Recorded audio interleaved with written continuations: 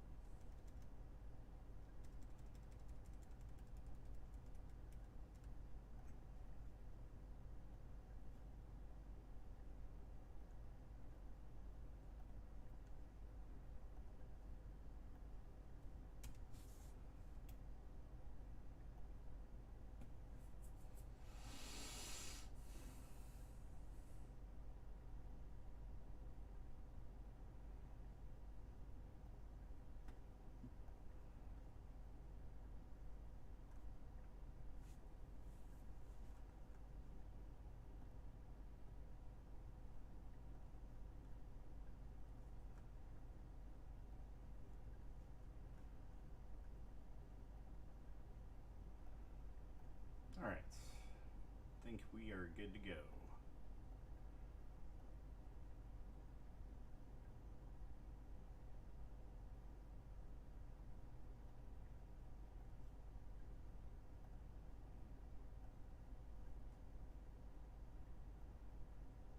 Okay. Alright, hello everyone. So today we are unboxing the Anycubic Vyper. They had sent this over to us to review, and yeah, let's get into it and see how this computer, I was gonna say, this printer really is. I've heard lots of great things about this printer, and for the price that it's at, I hope it's as good, because right now I'm looking at it on Amazon, and it's about $430. Now, there is a $30 coupon right now. And on top of that, there's also some discount codes. So for anybody who's watching and wants to purchase this printer, I have my actual personal discounts for this. So, all right, let's get into this. This out of the way.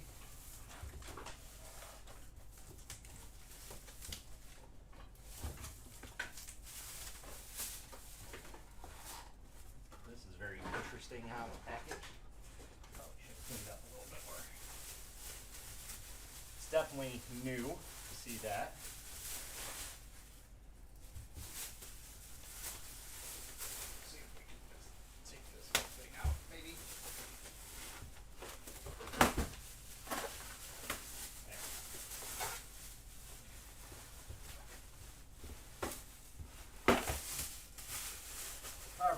so we have our power cord. We're not really going to use that because I already have one set up.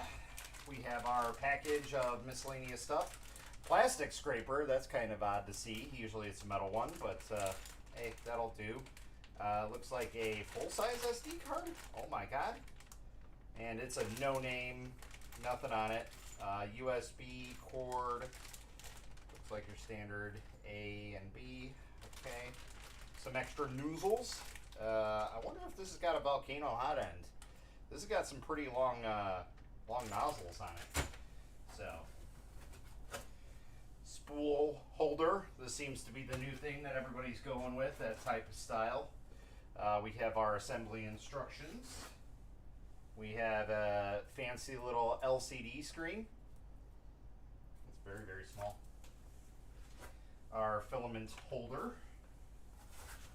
Then the piece de resistance, or however you say that. Let's put this up over here for a quick sec.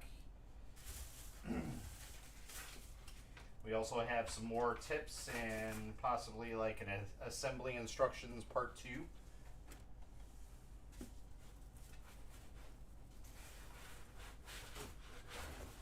Very well packaged. This is a 2-part. These are always fun to try and unbox.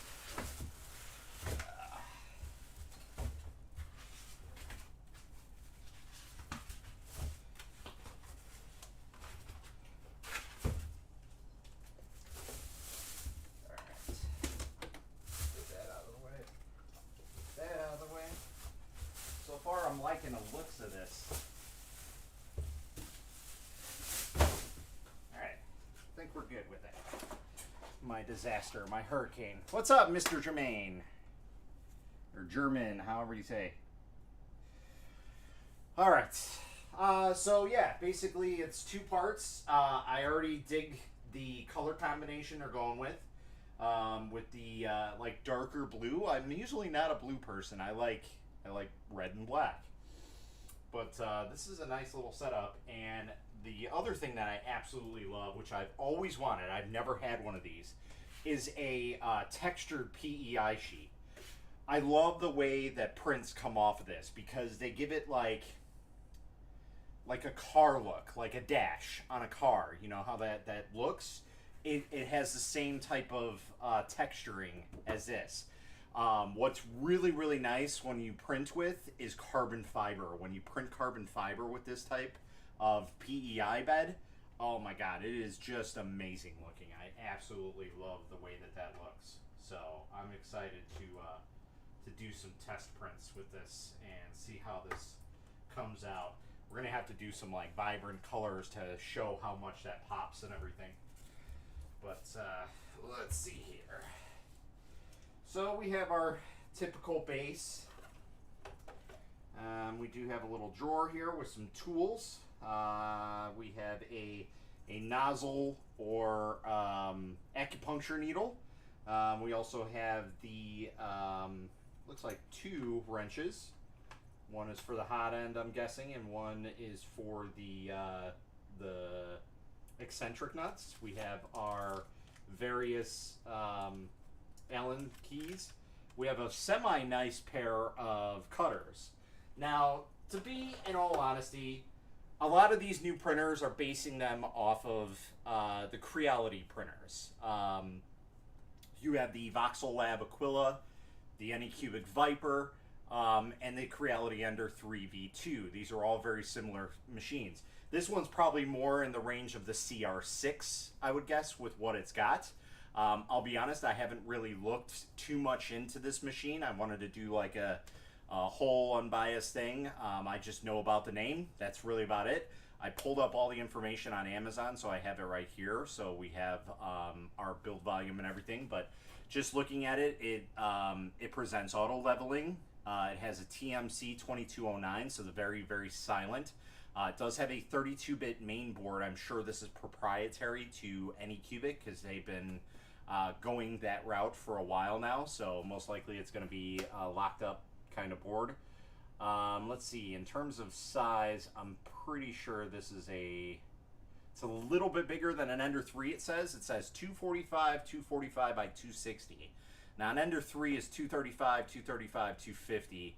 I think the CR6 is right around that same height. I think that might be 260 on the Z for the CR6, but yeah, more or less this is going to be like the CR6, which, as some of you may or may not know, is basically a fully upgraded Ender 3. So, yeah, I'm going to stop talking. Let's get into this. Let's get everything set up and, yeah, go from there. So, just kind of put that off to the side, put that off to the side. All right, instruction manual, just had it. Okay, so, I don't think there's really install screen. So basically it's a 3-part type step,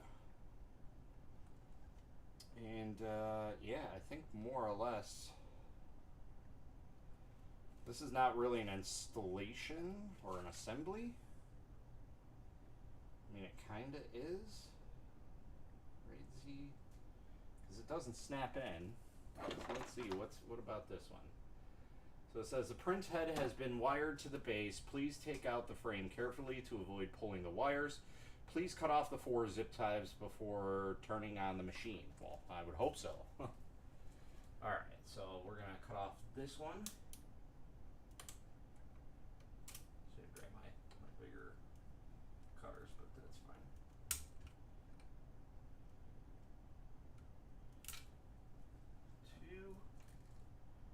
C2. Where's the 4? 3.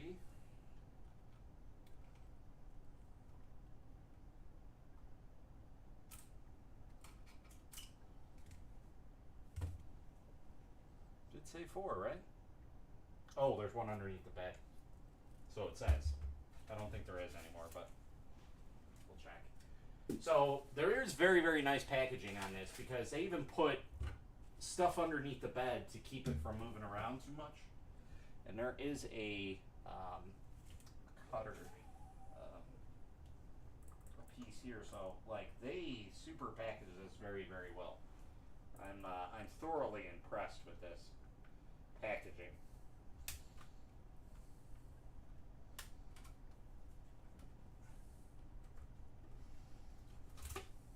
Okay, so there's the 4. Alright, let's see. Please cut off the 4 zip ties. After cutting the bottom tie, please shake the platform to confirm whether the printing platform is shaking up and down. If please tighten the hexagonal pillars of the D-shaped wheels, which I think we got a little bit of a wiggle.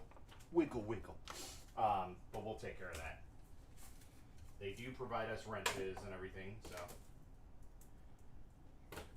And yes, my area is kind of clean. It's getting there. Slowly but surely. Alright, so let's look at our actual assembly instructions. So we need to assemble the frame. So let's get our stuff out here.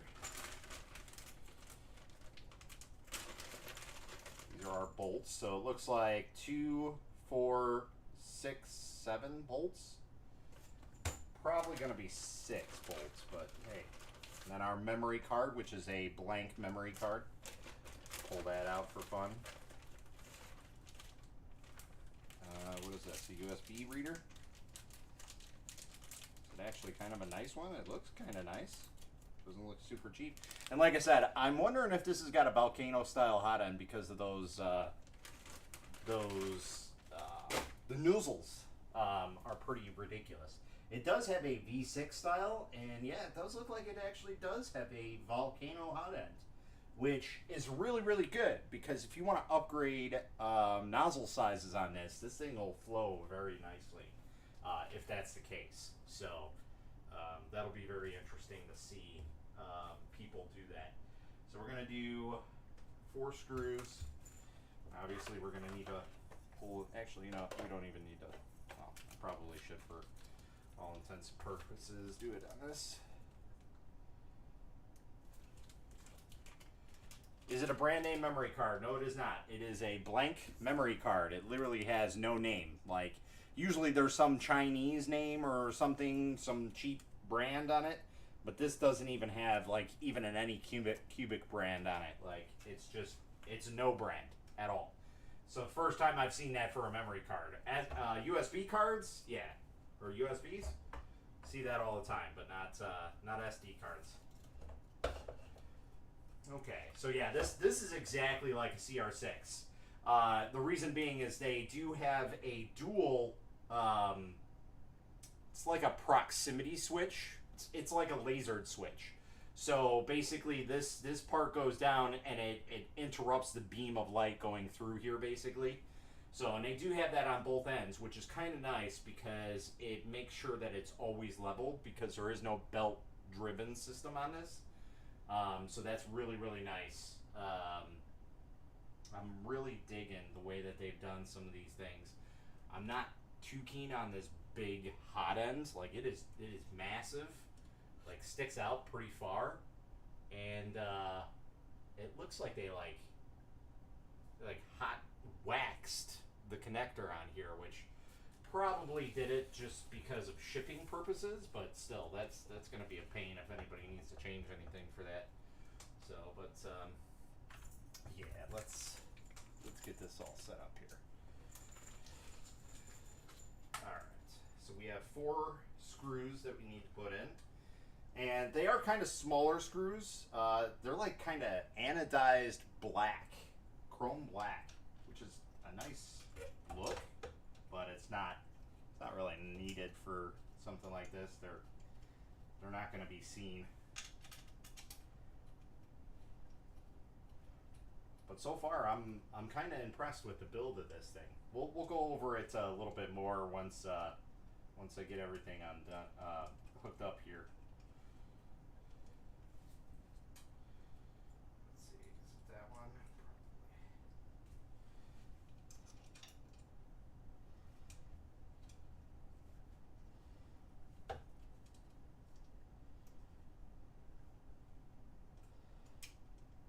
And by the way, for you guys who are watching, we are monetized on this channel, so, you know, if you guys want to send me, like, super chats and things like that, and extra funds, that would be cool. It's not needed. I'm just saying you can. I finally figured out how to utilize that. Took me a little bit.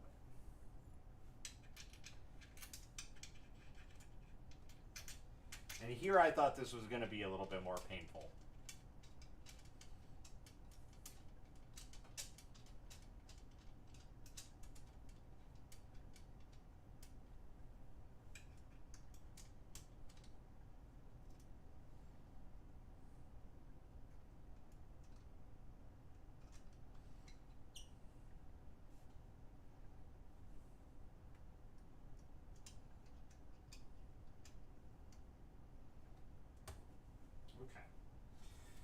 So now we got the upright installed.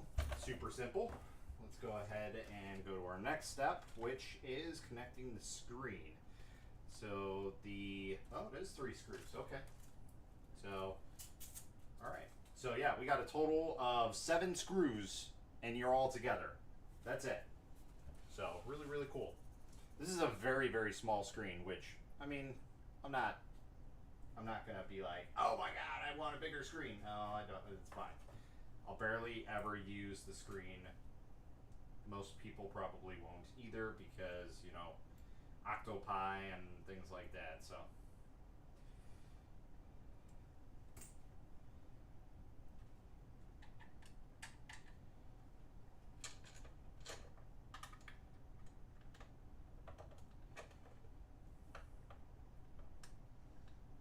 Now, what's very interesting about this is that they actually drilled a hole in the extrusion rail here instead of doing the normal T-nut setup, which I'm fine with. I absolutely hate putting in T-nuts, but I understand their usage. You know, you can basically move it anywhere you want, so that is kind of nice about it. But I'd rather have this type of install, especially for something that's not going to move, like take the SVO3 that I did,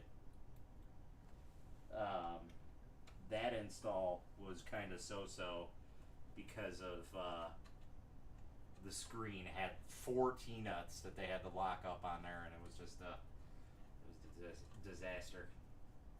It wasn't really much fun.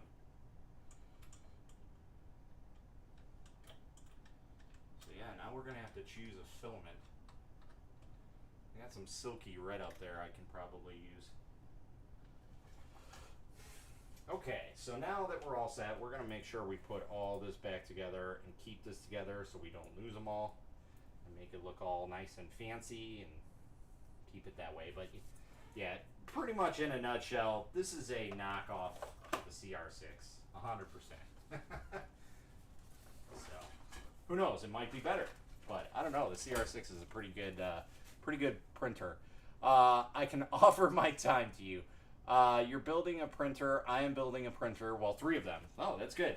Yeah, I probably should be building 3 of them too because I still got like 10 of them in the back that I need to review. So I'm quite behind on everything. So, all right. So now it says to install the filament holder, which that's pretty simple, right? This is just one of those locking ones. Yep. Now I'm kind of so-so about these filaments setups. Because this one's got a filament runout sensor. Now this one might be okay with it, but one of the issues that I had with like the Ender 3 Max is because the filament path was so good that it wouldn't trigger properly the filament runout sensor. So it would trigger it on retraction. So anytime it would retract, it would trigger a filament runout. So it would just be a bad thing. Yeah, we'll just go with that.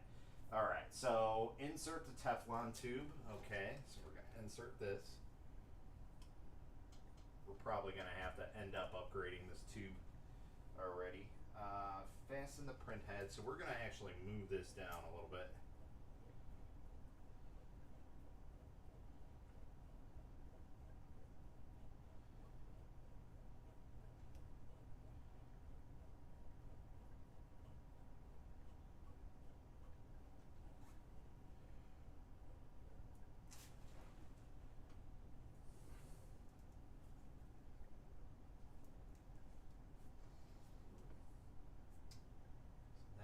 Tighten it, huh?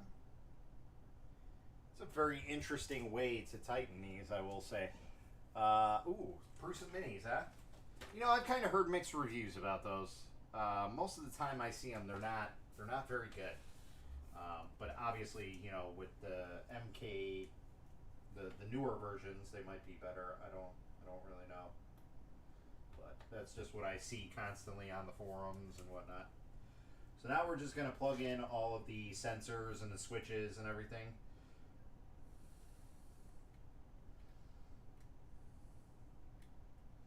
Which these ZN stops are a pain to get in.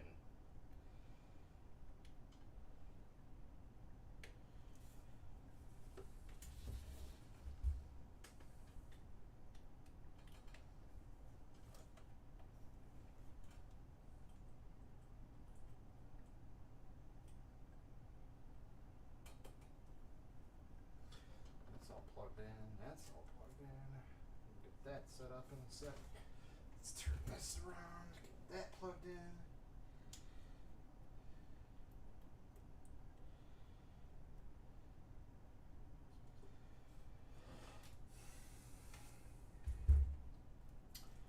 And where do we go?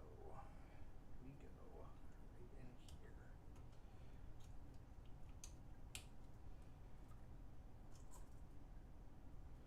I don't know how I feel about that. Let's see if it tells us to put this in a specific way. Fasten the print cable with zip ties, which I'm not a big fan of zip ties, but hey, we'll use them for the time being until we can print off some proper clips. I win a printer with a Homer's Odyssey Pro. I saw that. As far as I know, I'm the only one in Europe to have one. Cool. This is a nice printer, this Vyper. I was looking at it a few weeks ago. The print size is too small for my project. Yeah, that's gonna probably be an issue with most of the stuff that people are doing. But hey, that's kind of, you know, normal for a lot of things. It's one of my biggest issues with, you know, like Prusa printers. Like, they print amazing, but the problem is they just don't have the build volume that I would want. So that's my biggest pet peeve about them.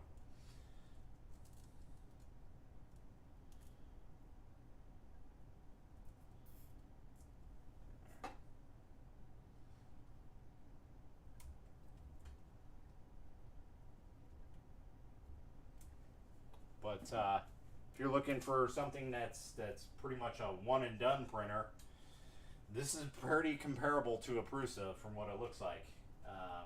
So yeah. Now it says to switch on our voltage. Our voltage switch is right here. That's set at 230. We're in America, so we're gonna switch to 110. Because if we turned it on with 230, it wouldn't show anything. So, all right. So that's it, guys. That's pretty much it. We're done. Now it's time to turn on this bad boy, plug it in, get it all set up here.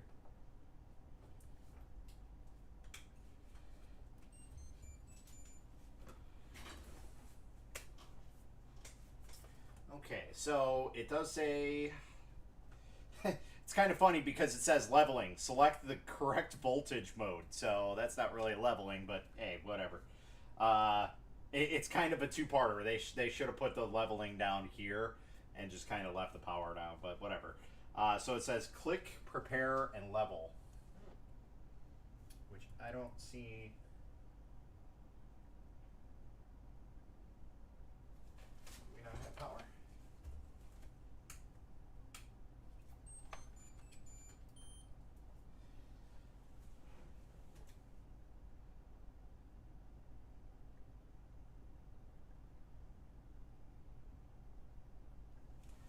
Uh-oh.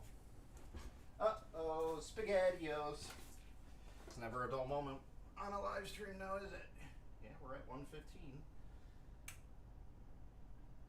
Ah, be nice if I actually turned it on, not turned it off. Okay, there we go. Jesus. It finished yet? I'm doing good. Yeah, actually, we just finished. Now we're gonna start our test print now. So we're just going through the instructions. We're going to do some auto leveling now, or leveling. Oh no, it says auto leveling. So we're going to go ahead and do prepare. We're going to do leveling. Although here's the thing, okay? This is the thing that people get wrong all the time, and it seems to be the same case with manufacturers. Now I'm going to hit auto leveling. True auto leveling means that this bed should be heated when it's leveling. If it's not right. The probing will start. Please confirm to continue. So technically, that's not right. So really, what we should do is heat up this bed, because it's going to throw off a different value when it's cold to hot. And obviously we print hot, so you want it leveled when it's hot. So we might see if we can try and stop this and let it heat up a little bit. But so far I'm digging it. Like I said, I'm more of a red and black person. I'd like to see something like that. But you know, this is a nice color combo. So it says probing, but it's not doing anything. So I wonder if this is actually going to be heating up. So it says click prepare, click leveling, click auto leveling, and the interface as shown below will pick up, or pop up. Then the machine will probe 16 spots, which it's not. Did I not hook it in everything? Pretty sure I did.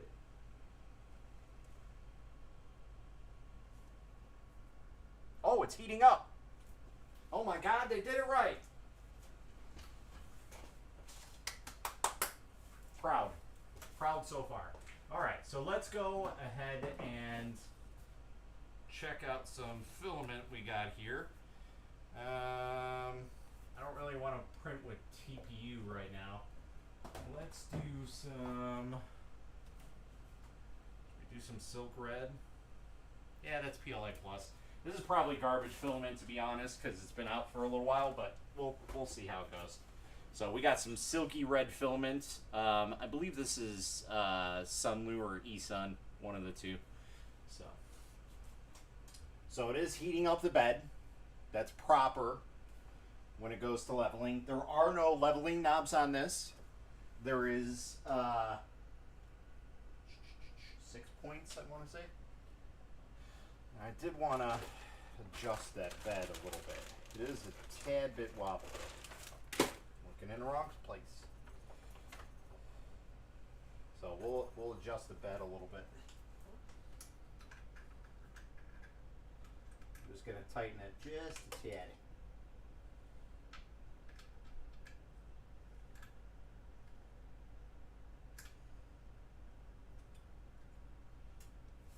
That's not the right one.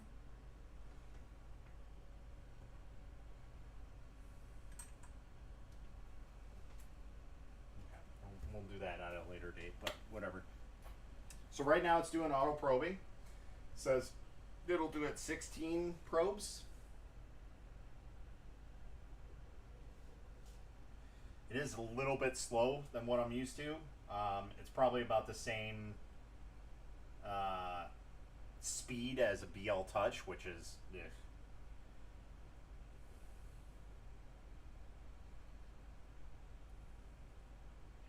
Maybe I can talk with my friends over at TH3D Studio and see if we can get this cracked open and get some firmware so we could do some fast probing on it.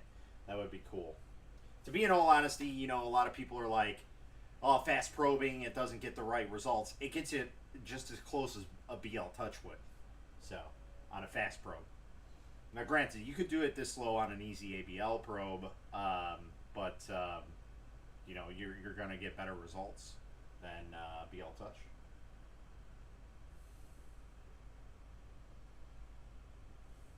So we do have our super blank SD card. Put this back for now.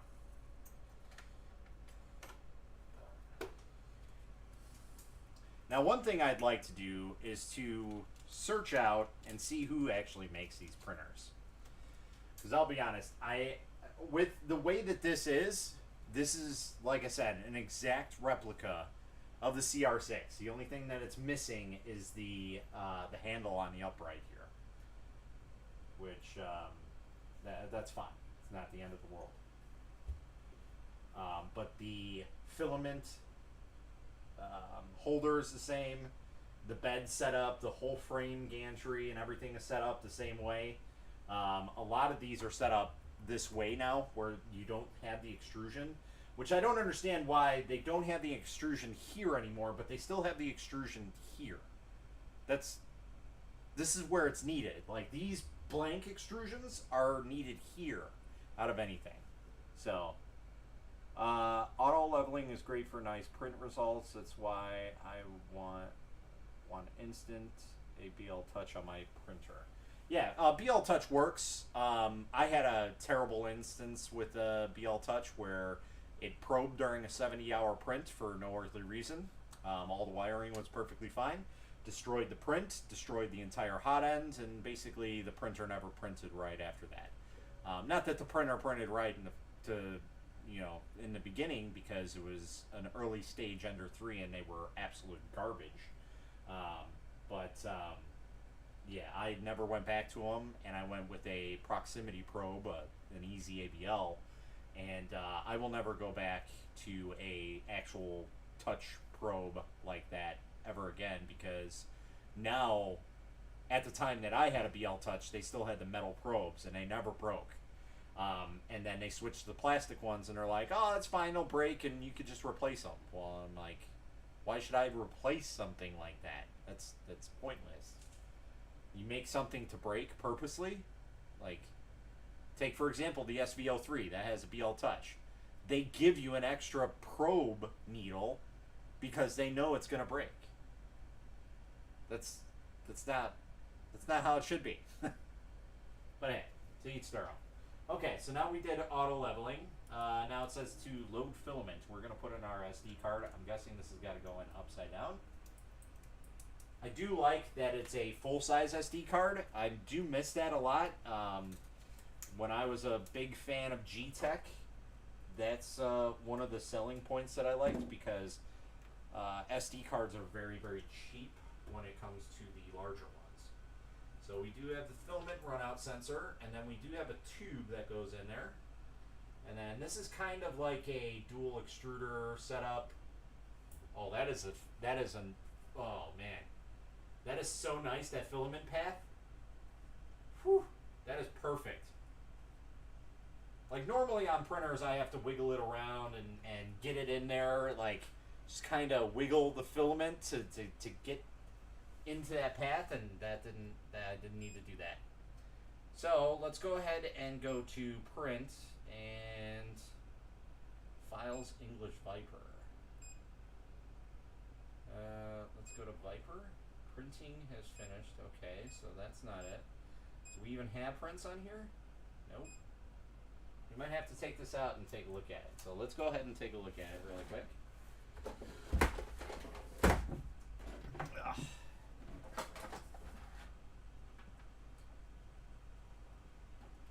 Let's see what we got on here. We might have to unload the files. So we have an owl. Oh, that's the same thing, just in Chinese. So we have an English folder and we have a Chinese folder.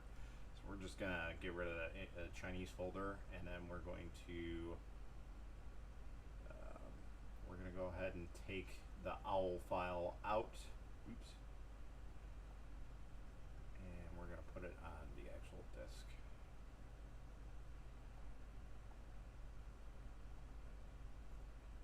Okay. So pretty simple print. Shouldn't take too long. Okay. Owl.gcode. So let's see. We have our file name, our print rate, which should pretty much stay at 100. There's no reason for that. Time is non-existent. Progress is non-existent. Our EO temp, that's our extruder temp, I'm guessing, is... Why is it at 120? That shouldn't be right. Oh, you know what? So I'm wondering if it does it correctly. So one of the things that I always have an issue with is a lot of the times they don't heat up properly, and you know that's still the same. I guess it's a normal setting where they usually have one or the other heat up faster than the other. Whether it be the hot end or the bed itself. So it sounds like we already got a fan issue.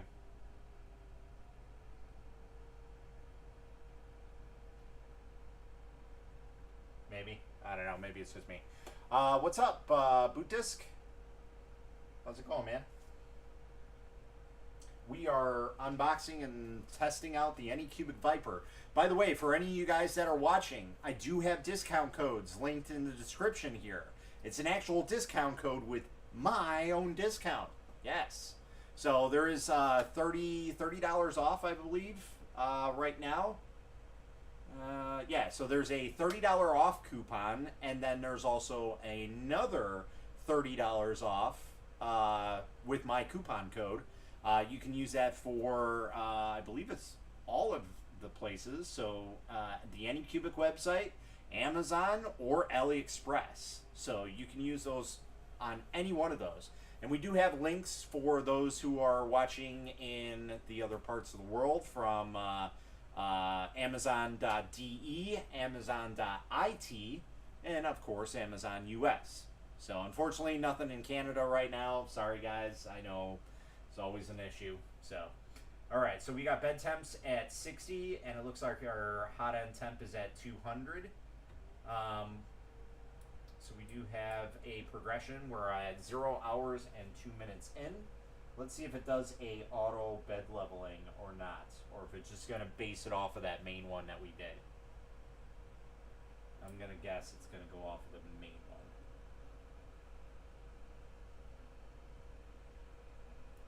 Probably should have pushed that filament in a little bit more, but whatever.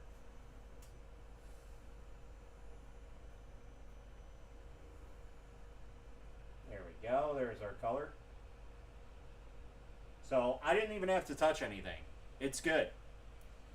It's got its level. And I'm just amazed that this is printing right now, because this filament has been sitting out for God knows how long. So just to give you guys an idea, I got this filament probably 6 months ago, and it was an Amazon return that's probably been sitting in the Amazon warehouse for God knows how long. I haven't put it in a bag. It hasn't been anywhere but sitting out. We've had some pretty humid days here in the past month. So I'm surprised that it's even printing and not popping and destroying the hot end on this thing. But hey, I'll take it. It's a fancy filament. The one thing that I'm excited about is for that first layer. The first layer on this bed, because this is a textured PEI, I absolutely love. Like I said earlier in the stream here, I think I still have some carbon fiber filament. I could be wrong, but if I do, we're going to print some stuff with that. I'm definitely going to. So, how long was the assembly? Literally like 10 minutes. So it's 2 screws, and 3 screws for the screen. That's it. And then just connecting all of the wires and everything. That's all it was.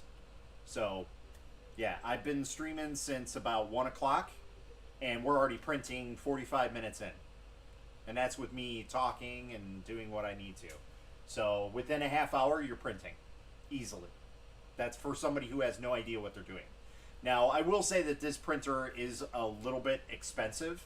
As of right now on Amazon, it's showing at $429. Like I said, there is a $30 coupon. And then we also have a $30 off coupon on top of that if you guys use my discount code, which is going to be Akuma Mods. So, let's see here. And again, you can use that on AliExpress, you can use that on the Anycubic website, or you can use that on Amazon's website. So, but yeah, let's just go over some specs here and just kind of tell you what's going on. So, I know I reiterated this earlier. We have a TMC 2209. As you guys can hear, more or less the fan is the one that's really, really loud. Which it sounds like more or less the motherboard fan is loud over the hot ends. So if you guys want to change out to like a Noctua, do that on the motherboard side. Now with this has got a V6 hot end, so a Noctua will work perfectly fine. You know, one of the things that I always see is people that have like the Creality hot ends, they use an Noctua with it. It works, but it doesn't work as efficient as it should be. So you do get thermal runaway from time to time. So anyway, yeah, 2209 TMC drivers. So very, very quiet. I believe there are A4988 drivers on the E and Z. I could be wrong about that, but I do hear a little bit of stuff. So they might have put an A4988 on at least the E, which I'm fine with because you need a little bit more power on that. So it does have a 32-bit main board. Again, it's probably proprietary to Anycubic. We do have auto leveling. Now, the thing is like I don't think it's true auto leveling. It more or less uses both of the Z's to get you your proper level. That's what I think more or less what it does, because I don't really see anything that's leveling on here. I'll have to take a closer look at the hot end and see. It might just be kind of like the CR6 where it's like hidden a little bit. So, so it's $359 on Anycubic's page. So there you go. If you guys want to, save yourself a little bit of money, you can use my discount code AkumaMods on the Anycubic website, or you can probably find it for just as much, if not cheaper, on AliExpress. And again, you can use the discount code AkumaMods on there. So that's really, really cool that I actually have a discount code. So yeah, let's see here. We do have power off resume, which I'll be honest, that is more or less a gimmick out of anything. I've never had a printer actually work the way that it's intended to when it has a power off issue. So, but yeah, so let's go through it. Auto leveling, it's got a Cortex M3 architecture, so I believe that's a 64-bit. No, I'm sorry, it is a 32-bit. Sorry. An ARM Cortex 32-bit board. PEI spring steel magnetic platform, which is a textured PEI platform, which I absolutely love. I'm thrilled to have that. And then it is magnetic, so it's super easy to flex and get off there. Z-axis gap elimination mode. So I'm guessing that's what the two leveling sides are for. Stepper driver, silent, okay. Double gear extruder system, yes, it does have one. It's probably not the best geared extruder system, but it works, and it looks like it's going to be an easy upgrade if that does happen to break, because it is mostly plastic. I mean, that's with any dual geared extruder system. Fast assembly, absolutely, probably 15 minutes from out of box to assembly, to printing, you like I said, within a half hour. Double fan, two-way heat dissipation, which that is, yep. So it is a dual fan, which is a nice cooling setup. That means that we can do some bridging most likely on it. We'll have to do some bridging tests and see. 4.3-inch large touchscreen, which that doesn't seem like 4.3-inch, but I guess it is. Maybe because I'm so used to like my phone, like a 5-inch screen, or a 6-inch screen. So, yeah, but that's pretty much it. Like I said, the build volume's a little bit bigger than an Ender 3, 245, 260. So not like a huge step up, but still, anything's a little bit better. I'll take what I can get. Yeah, we do have a dual fan. Z-axis double photoelectric limit. That's what these things are on the side here. I'm used to those because I do a lot of resin printing. So, besides the new printer, you working on any fun builds? You know what? I actually haven't had much time to do really builds. I've just been busy with work, so I'm kind of backlogged with this. And once I get these printer reviews done, then I can start, building stuff up. But right now, the only other build I'm doing is completely unrelated to anything I've ever done before, and that's just another project I've gotten myself into that I really shouldn't have. And it's a scooter. It's called a Honda Ruckus, and I always loved the Honda Ruckus, and so I went out and I bought one. And basically, it's going to be stretched out. It's got a bigger engine in it, and some more goodies. I got a bunch of goodies sitting up there that I got to put on, and basically do it upgrades to it to make it a better riding experience. Because right now it's like as if I'm riding a Harley, and yeah, I'm kind of so-so about that. But I mean, it works, so it's not the end of the world. But yeah, so that's about the only project stuff that I'm working on right now is completely unrelated to what I'm normally doing with the Raspberry Pi and the retro gaming system. I did finally finish buttons for the GPI case that I need to start testing out probably in the next week and get those out and ready to roll because I'm way behind on those. I promised those almost a year ago now, So I need to get around to start mixing colors and getting those properly dialed in. So yeah, so pretty much that's where I'm at right now. This thing is pretty quick. We're already at 5% in. I mean, I know it's a smaller bust, but it's moving along. So that thing's really cool. Yeah. Whether you're talking about this or the Ruckus, but yeah, I got a stretched out Ruckus, so I get a lot of people asking me, what is that thing? Because it's kind of funny. It only stands. It's probably about as tall as my desk. Like, not even joking. So it is very, very small. And that's why I like it, because it's compact. I can put it wherever I want and not have to worry about it taking up a lot of room like a normal motorcycle does. Even though it'd be nice to have a normal motorcycle, but that's really cool. Oh, this scooter, yeah. So mine looks completely different than a normal scooter, but if you look up like GY6 Ruckus, you'll usually see them how they are. So, but we're basically, I bought it already kind of done with a lot of the stuff that I wanted it done to. It's just I'm going to take it to that next level and complete it. So I'm putting a lot of work into it. So printers are just tools for me. They're all kind of the same. Yeah, I agree. You know, and I do a lot of resin printing, so pretty much there's not really much to say about one resin printer to another, because they all do the same thing. There's no real big difference to them. There's very, very minor differences to each and every resin printer.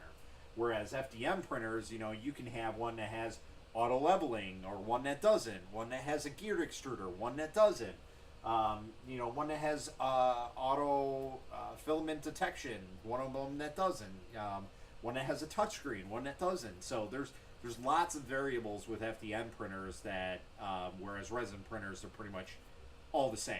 They all have a basic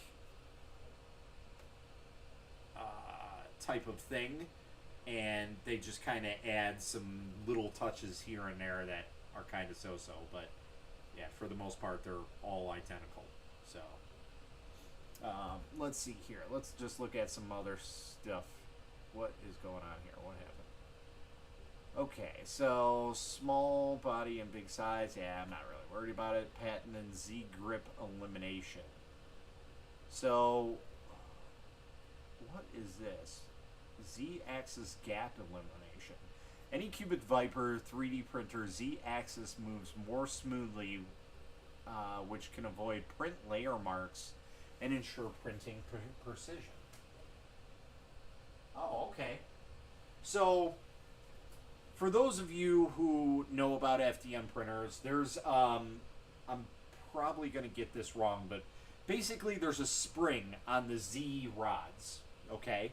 And it's an anti-backlash spring, I want to say. That's what it's called. I could be wrong about that, but I think I'm right.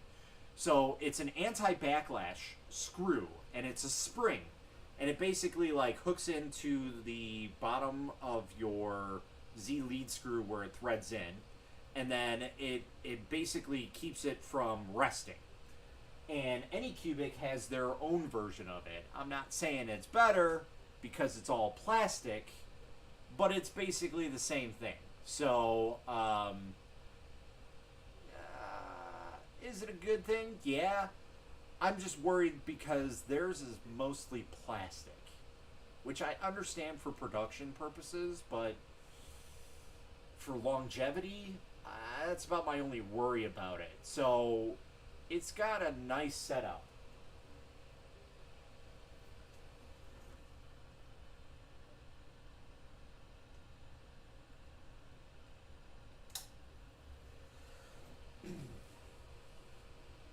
So yeah, it does have anti-backlash on both of these, so that's nice to see. And it is a patent, actually. They even have an application number here for that patent. So it is their own design, which I'm I'm surprised about. So yeah, so far, my thoughts on the printer. It's a nice printer. Like I said, I absolutely love that it comes with a textured PEI. I know a lot of people are kind of so-so about that because they want that specific type of first layer. I was always a glass, well, more or less mirror guy. I loved the first layer on that, but when I seen the first layer from carbon fiber filament on this thing, I just absolutely fell in love with it. I've always wanted it, and I don't really do FDM printers, so I just kind of have them here, and this one I might actually end up keeping this printer.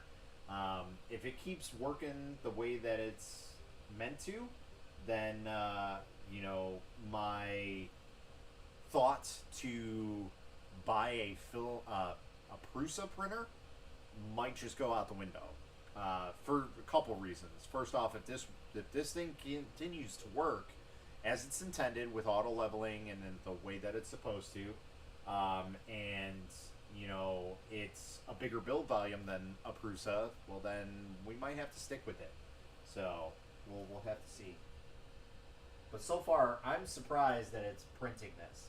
Like I said, this roll's been sitting for at least 6 months, at least, out in the open. So I can already see there is a layer line in it.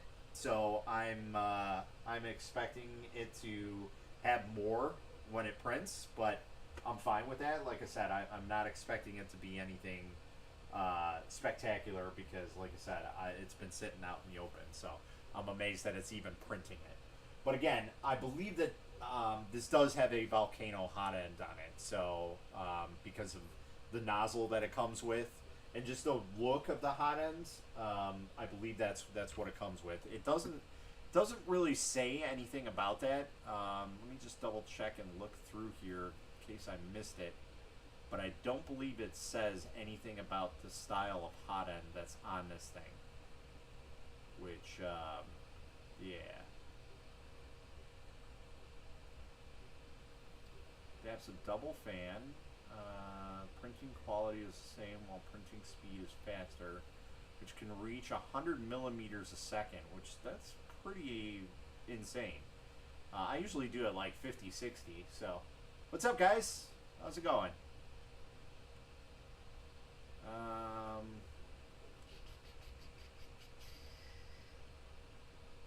So yeah, the only other printer that I would say, like I said, would be comparable to this is the CR6 SE. Now, if you were to ask me which one I'd choose, it's really a hard question because CR6 SE absolutely blew me away. It was probably, it is Creality's best printer out there, hands down. It's the best working one. It has no issues. I printed consistently with no problems at all with it. So, but this might be just slightly better because it does come with a magnetic flex plates, and that does help a little bit better in terms of removing prints. But we'll have to see. We'll have to do some prints on it. The only weird thing about this printer that is kind of just weird for me is the way that the adjustments are on the X and Y, that they're not knobs. Like the CR6 SE has knobs on the front here, whereas this has Allen screws, which it's not the end of the world, but it's just easier to not to have more Allen screws out there. So for an upgrade for the next model, maybe just include some knobs on that. That's about my only gripe about it. The CR10 Smart is similar too. See, and I have a theory about that nowadays. I have a feeling that everybody's buying. I have a theory that all of these printers are being manufactured by one company. Who that is, I don't know. Possibly ANET. And what they're doing is they're basically just changing some parts here and there, and they're rebranding them as their own printers. And the reason I say that is because a lot of these printers look identical. This whole top end setup is identical to the Fukos Odin that I just unboxed and did a review on about a month and a half ago. So it's almost identical extrusion setup. Now I know you can argue with me, oh well, it's just extrusion. Yeah, but there's a lot of things that are very, very similar. Like this is an Ender 3v2 or a CR6SE bottom end. It's 100%.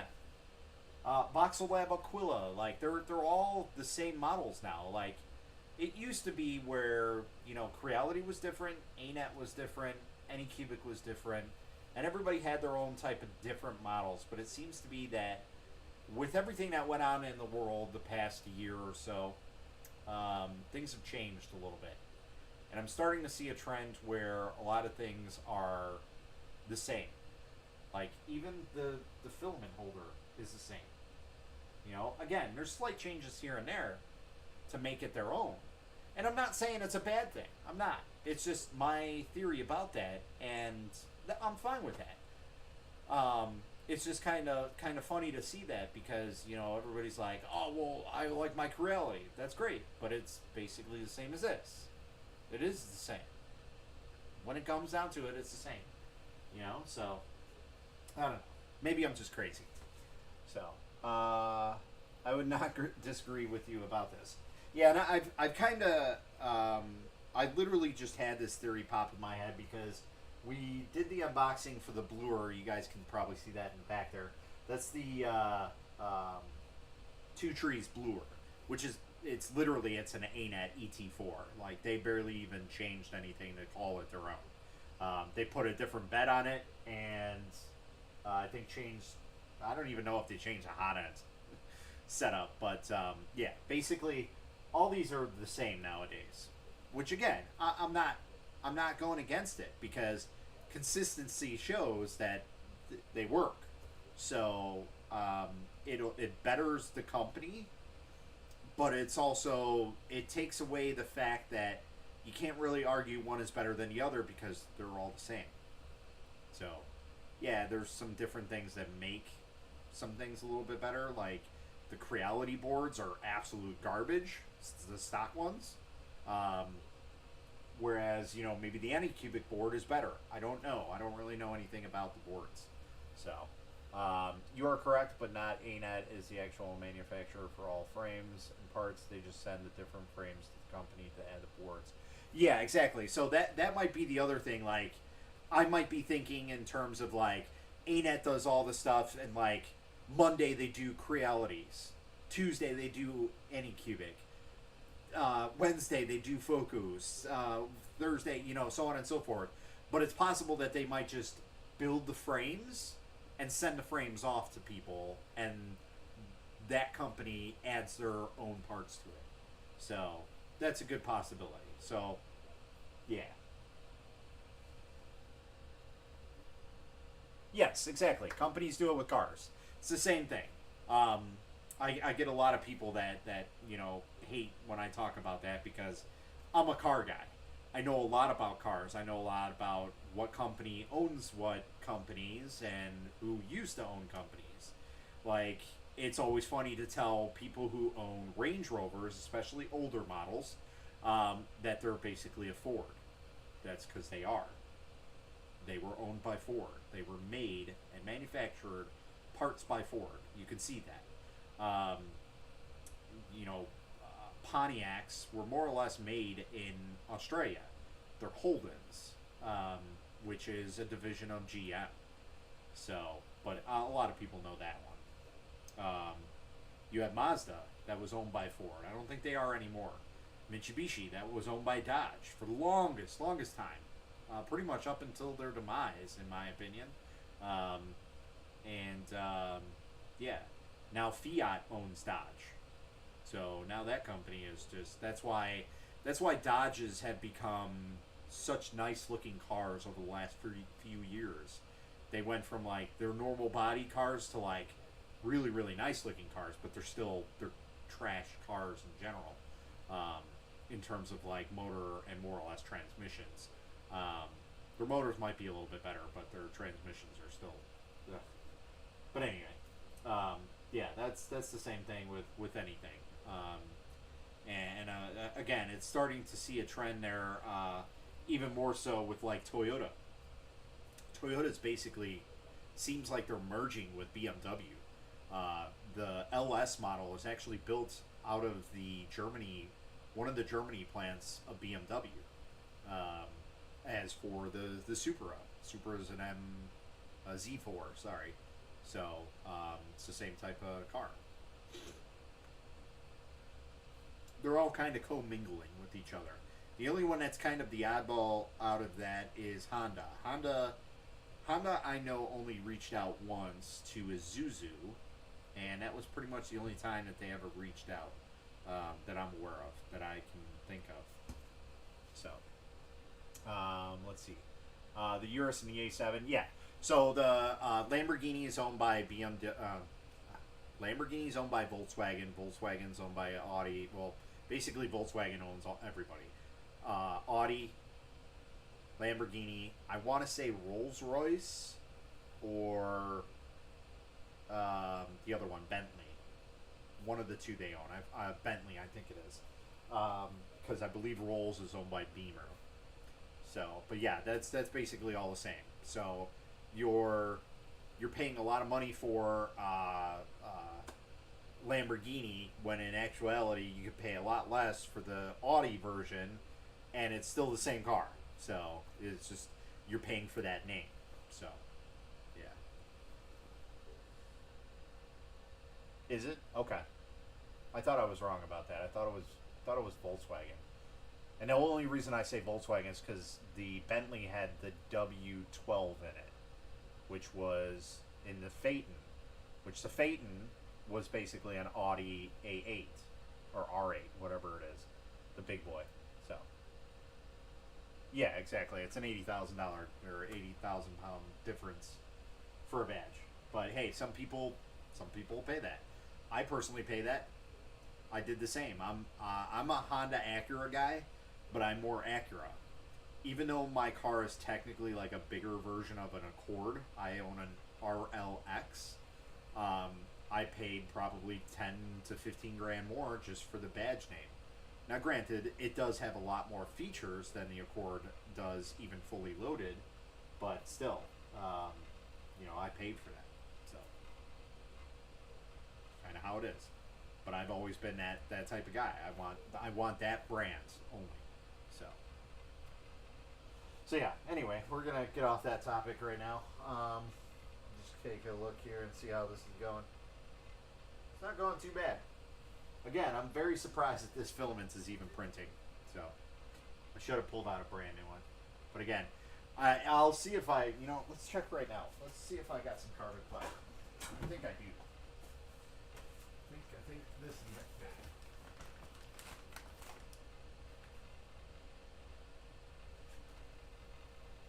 Oh, I do. I do. So we have some fancy carbon fiber, some proto pasta that was sent to me, and yeah, we'll have to put that in and see how that runs. We might have to dry this out a little bit because this has been here for a little bit.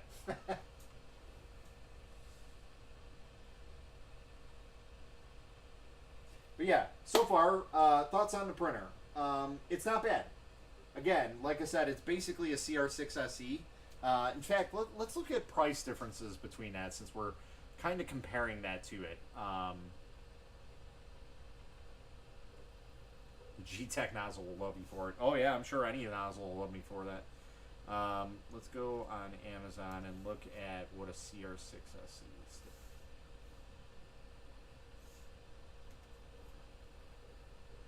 So yeah, that's pretty much the same price. So a CR6 SE is going for $427 right now. It is $235, $235, $250. and the Vyper is going for $429 with a $30 coupon, and it's $245, $245, $260. So it is slightly bigger, just by a little bit, but it's basically the same machine. So really, you have to think about what brand you want to go with. Personally, I'd go with this. And that's not just because we're doing the video because of it. As you guys may or may not know, I'm not a big Creality person. I love the resin printers. Well, that's because they're not really made by Creality at all. And I learned that one out when I got my Hallett Sky. Totally accidental. Yeah. With FDM printers, I'm not a big fan of Creality. They're a conglomerate and they tend to take over everything. And I was never a big fan of Anycubic. I'm telling you right now, I'm not like super thrilled with them. But if I had to choose one or the other, I'd definitely go with this. Why? Because it's got a magnetic bed on it with a flex plate.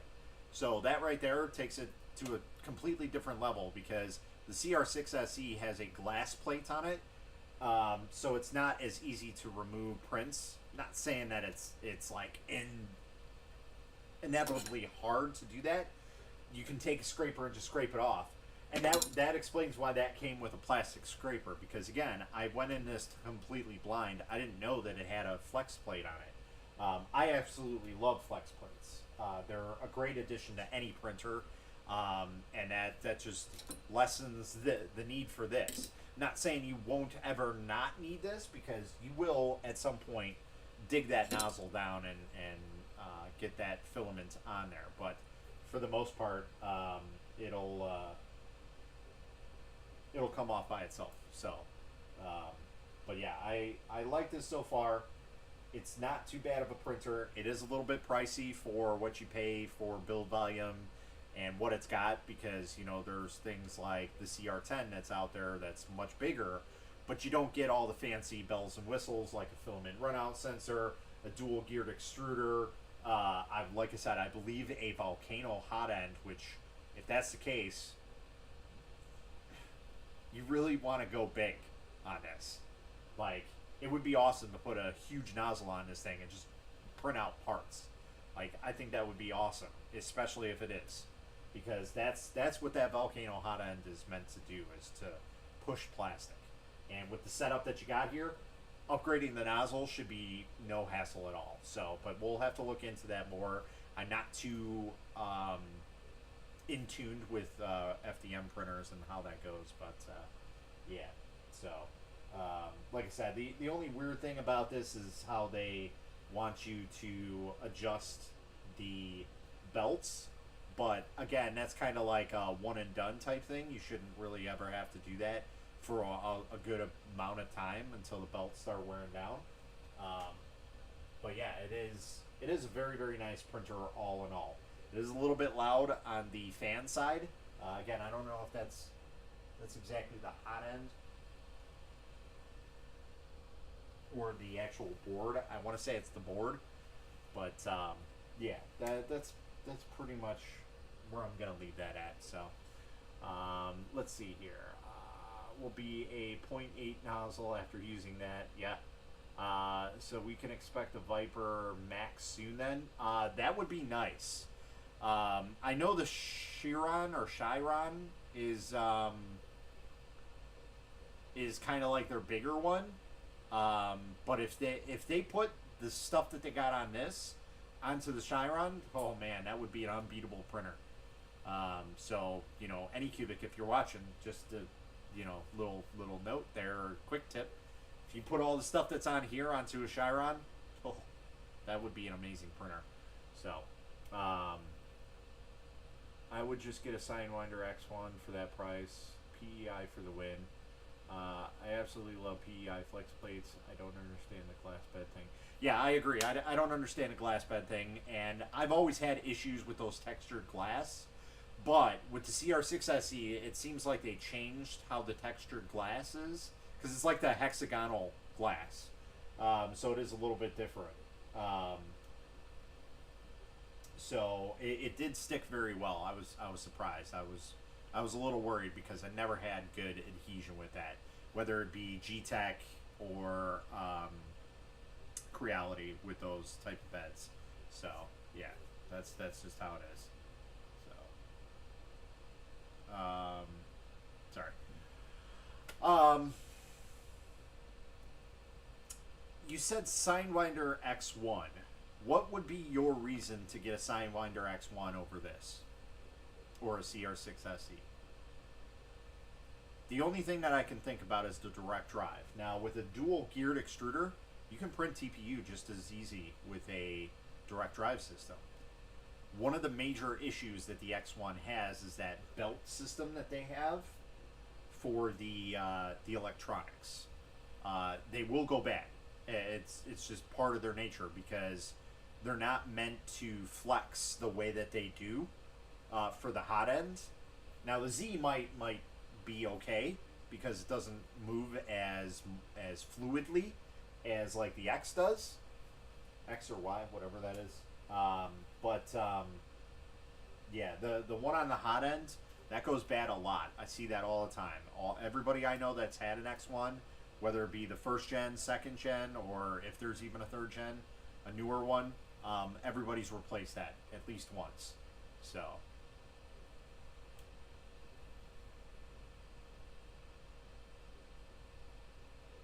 Ah, that's right. It is a bigger printer. I did forget about that. So yeah, I understand that. So, but yeah, direct drive, and like I said, I believe this does have a volcano hot end. I'll have to send that off to my buddy and just verify. But I'm pretty sure just looking at this, it does have a volcano hot end. Again, I'm not too knowledgeable about the types of hot ends that are out there, but from what I worked at TH3D Studio, we carried a volcano hot end, and it looks very similar because the block sits like this instead of like this. So there's the block, and then there's the nozzle right here, whereas normal is a regular block like this, and the nozzle sits like that. That's what I'm used to, so I'm pretty sure it is a volcano hot end. But anyway, yeah, those are, from what I know, it does not have a sock on it. No, it does not.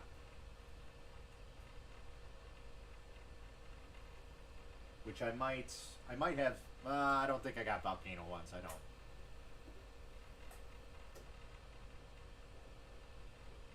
We just had a power flick.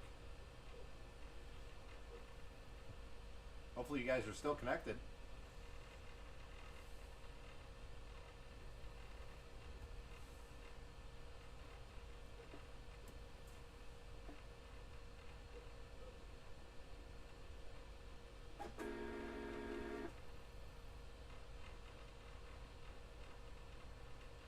That was very strange.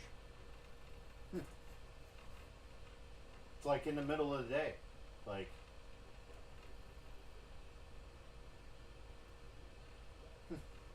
oh well. Well, with that, guys, I'm gonna get going. I got a jet here, and I got some other stuff I gotta do. But yeah, for the most part, we'll start doing some prints with this. I gotta search for some cool things to print. I'm definitely going to be using this carbon fiber because I don't care. I got 2 extra nozzles that they gave with us, so I'm gonna burn this nozzle out with that carbon fiber for sure. So. If not, maybe I'll have to take a trip to good old Indiana and grab some steel nozzles for this hot end, so we can print that consistently and not have to worry about destroying a nozzle here and there. So, but yeah, we'll have to see.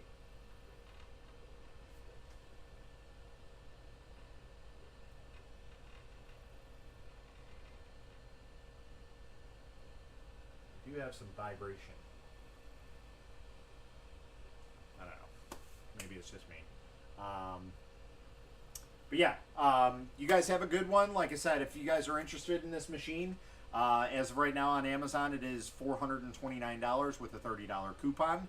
And then there's also in this stream, in the description, there is a discount code, Akuma Mods. You can use that on the Anycubic website, the AliExpress website, or Amazon's website. Amazon US, Amazon DE, and Amazon IT. So for those of you who are watching, there is a discount code down there. I want to say there's only about 20 of them available. I think that's what I asked them for. So get it while it's there. And that's pretty much it. Until next time, guys, happy printing.